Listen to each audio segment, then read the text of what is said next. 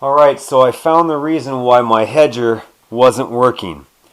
I have a severed wire on the extension cord. So what I'm going to do is, before I cut the wire, and that means I'm going to lose about 6.5 feet of cord, one, nothing is plugged in, and then I'm going to use this already attachment here.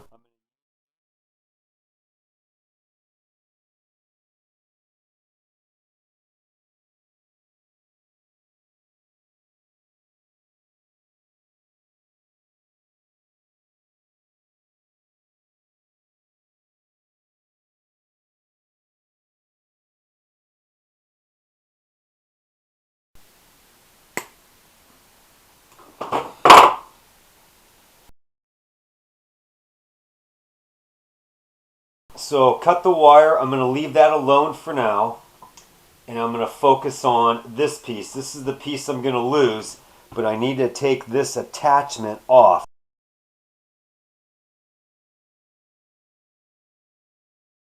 Standard screwdriver, and I'm going to back out these screws. Now on these attachments, there's all sorts of different attachments, so I can only go off of the one that I have. So yours might be different. Use my Phillips screwdriver, and I'm going to back these out. And once I do that, hopefully that'll allow this to open up, and we'll go from there.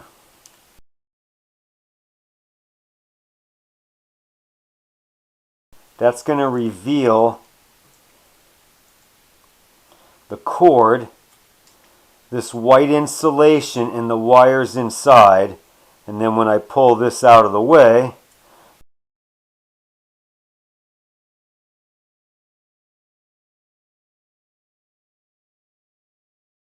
the black goes to the little small, the white wire goes to the large, and the green wire goes to the ground. This area here is obviously plated a little differently than this. The prong is the same, but it's got this plate which lines up with that grounding, and that's where the green wire goes.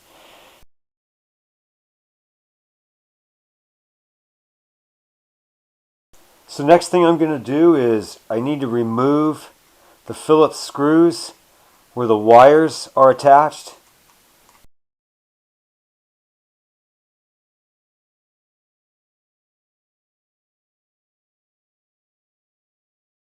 Okay, so the next thing I need to do is take these parts off. The old just slides right out, and then this little sleeve I need to slide out. I highly suggest you put these things on the good wire.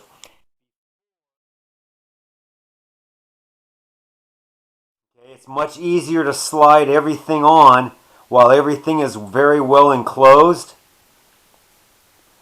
So that slides right on, and then I'm going to put this piece. It comes through there nice and easy.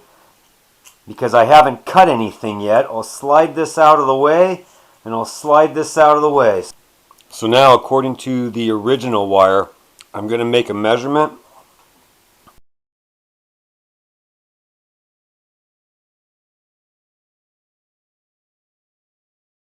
So now you can either use like an X-Acto blade, or you can just barely use your dikes or your cutters and barely nip into it. So I'm going to show you both ways that you can do it. You can either place the blade up against it and just slowly work it through. See how that's starting to expose the white.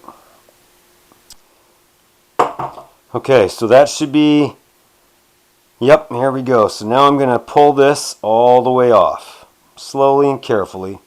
Bingo. That looks virtually identical. So now I'll trim back some of that insulation, and I'll try to set it to the exact same length of the original wires. Okay, and then I'm just going to cut some of that excess insulation off.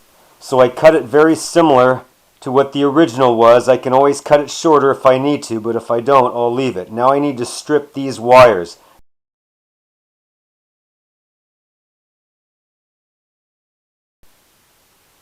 So now you're going to go through and do each wire with your wire cutters so you can strip them. There we go. And then maybe I'll kind of just tighten up the ends a little bit, twisting them.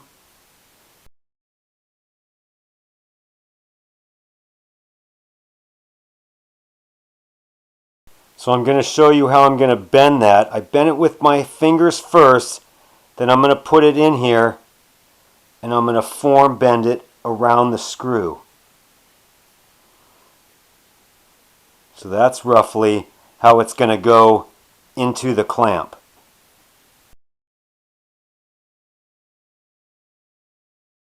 They're all in there, and now I'm just going to go through and tighten them back up, but just to give you an idea. Okay, so after I've slid that attachment back up to the front,